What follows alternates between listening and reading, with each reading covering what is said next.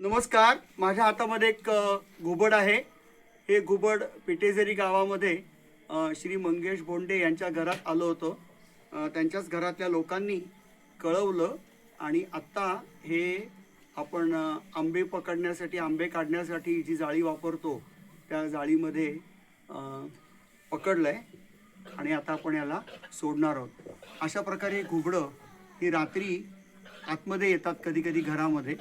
तर आता ह्या घुबडाचा जरा जवळनं एकदा फोटो काढ त्याचा छान, आणि आपल्याला हे सोडायचं आहे। याचं नाव आहे ओरिएंटल स्कॉप्स आऊल।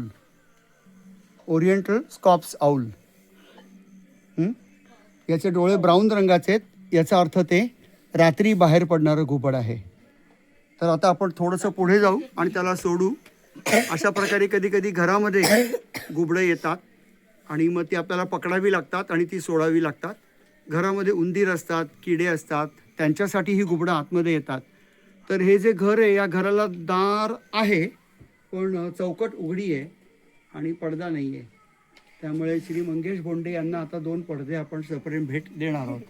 त्यामुळे आतमध्ये ही घुबडं येणार नाहीत कधी। आणि ही सगळी मंडळी जी दिसतात तुम्हाला, त्यांनी मदत केली। हरिचंद भाऊ आहेत, मंगेश बोंडे आहेत, मिसेस बोंडे आहेत, त्यांनी मदत केली। हे खूप घाबरलंय घुबड। आपण लवकरात लवकर त्याला जंगलात सोडूया, चला। निसर्ग वेदच्या सालई मोवई पर्यटन संकुलाच्या ओसरीतून आता आपण या घुबडाला मुक्त करतोय।